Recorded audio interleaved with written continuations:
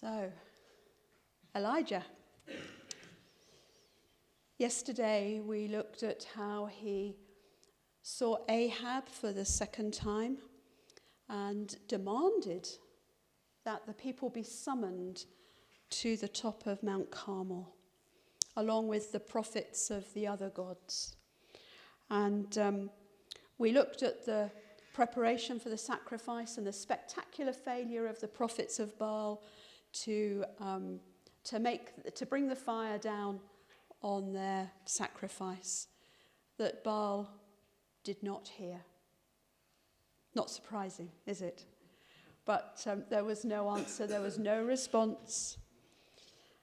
And we left Elijah having prepared the altar of the Lord, having restored the altar of the Lord before he went ahead to do what was going to be next. And the importance and the priority of the restoring of the altar of the Lord in our lives.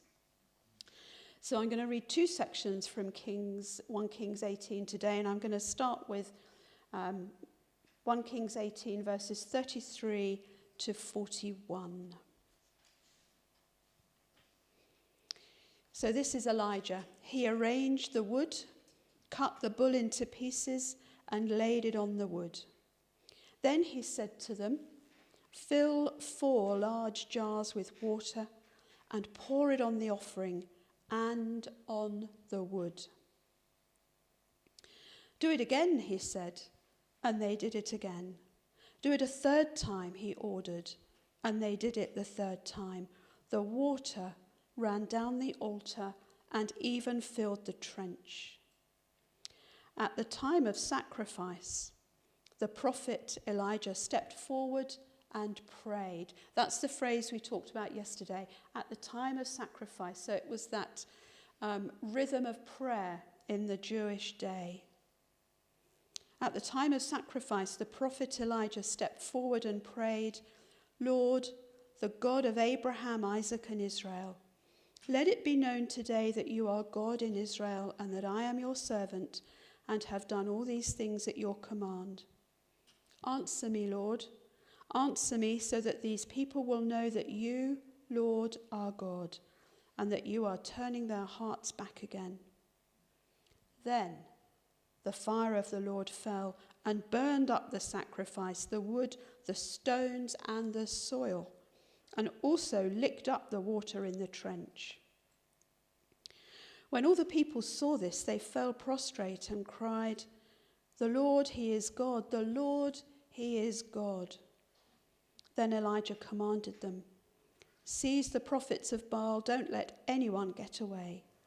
They seized them, and Elijah had them brought down to the Kishon Valley and slaughtered there. And Elijah said to Ahab, "Go, eat and drink, for there is the sound of a heavy rain."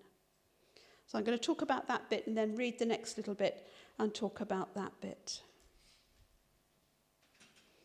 Having prepared the altar and cut a trench and the animal was laid on it, Elijah did the most stupid thing that you would think he could do. He wants fire, and what does he do? He pours it, covers it, drowns it in water. Water. There's been drought in the land for 3 years. 3 years.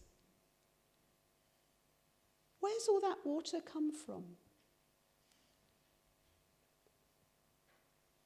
The commentators say it was probably seawater because Mount Carmel was quite close to the coast. Nevertheless, dragging that volume of water up from the sea to the top of Mount Carmel was not going to be an easy business.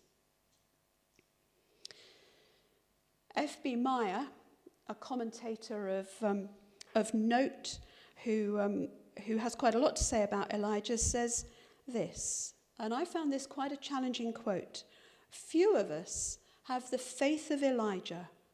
We are not so sure of God that we would put obstacles in his way to answering our prayer. If anything, we try and make it easy for him." Do you recognize that for yourself? We are not going to put obstacles in the way of God. We try and make it easy for him. So having completely discredited any possibility that he might be accused of cheating, having drowned this altar in water, he begins to pray. And compared to what the prophets of Baal had done that we saw yesterday, he is quiet and dignified in his prayer. There is a solemnity about it.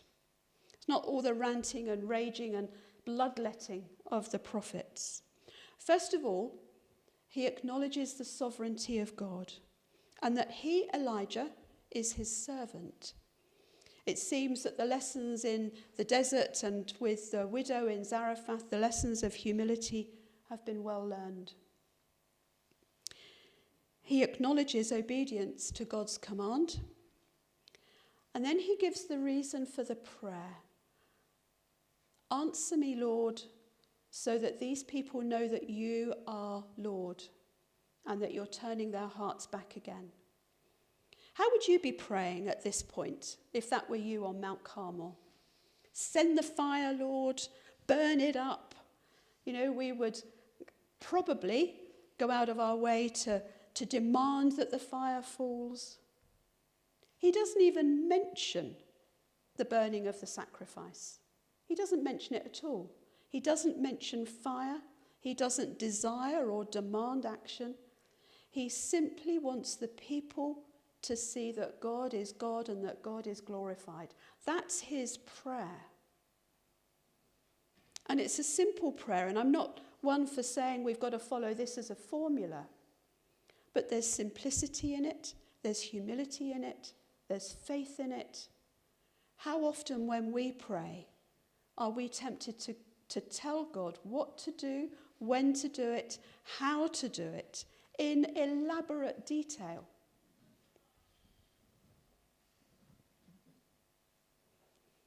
And then the fire fell, and the people saw it. And they fell on their knees, and they acknowledged that the Lord is God. They didn't say the Lord is my God. They didn't make it personal yet, but they did acknowledge that the Lord is God.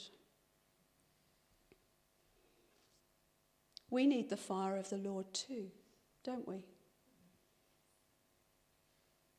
We need it for the work that we have to do, the physical, spiritual, emotional work that we have to do. The fire of the Lord helps us to do that. It shows up on holiness. It illuminates, transforms, gives power. But Elijah came in humility, and his motive was for God to be glorified. And we would do well to remember that, I think, when we pray. And then, of course, we see the consequences for the prophets of Baal. And I'm not going to dwell on this. They were massacred. The Bible's an enigma sometimes, isn't it? There's been this glorious thing on the top of Mount Carmel, and it's followed by a massacre. It's full of tough issues. It doesn't say whether God told Elijah to do it. We don't know. We don't know whether it was Elijah's decision. I guess if we were in that same position, we would struggle to know what to do. The people have sinned, the fire of the Lord fall. They've acknowledged God is God. But if the prophets are still active, I'll leave you to think about it. But I do wonder if Elijah carried that responsibility for so many lives, and if that, in fact, is part of the reason for the difficulties and troubles that he had that we will see in subsequent episodes of his life. But Elijah's work wasn't finished. You might think that perhaps he'd done his bit for the day, but he isn't. He sends Ahab off to have some food and drink, which seems a remarkable thing, considering all that's been going on. And he reminds Ahab that the rains are coming. He says, there's the sound of heavy rain. I think that must be the prophet's ears, because at this point there is no sign of rain. But there's still work to be done, and I'm going to read the next bit now, 18 verses 42 to 46. So Ahab went off to eat and drink, but Elijah climbed to the top of Carmel, bent down to the ground and put his face between his knees. "Go and look toward the sea," he told his servant. And he went up and looked. "There's nothing there," he said. 7 times Elijah said, "Go back." The 7th time the servant reported, "A cloud as small as a man's hand is rising from the sea." So Elijah said, "Go and tell Ahab, hitch up your chariot and go down before the rain stops you." Meanwhile, the sky grew black with clouds. The wind rose, a heavy rain started falling, and Ahab rode off to Jezreel. The power of the Lord came on Elijah, and tucking his cloak into his belt, he ran ahead of Ahab all the way to Jezreel. I'm not going to comment so much on that little bit at the very end about how Elijah ran ahead of the chariot. I'm more interested in what Elijah did at the top of Carmel. He bent down to the ground, put his face to his knees. He literally prostrated himself. He stretched himself out. He's got to be praying, isn't he? Must be what he's doing. He's praying.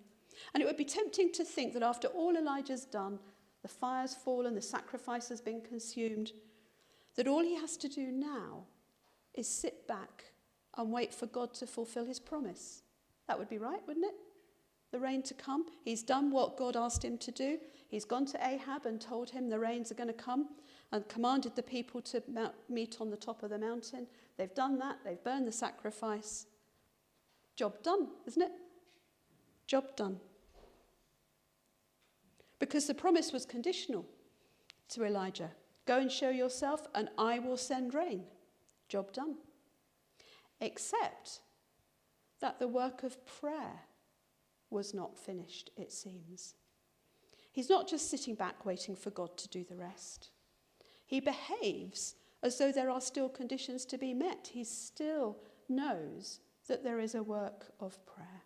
And I find that very challenging. When I think back to my last role, which I did feel that God had called me to, the job I had before I came here, I knew God had called me to that role.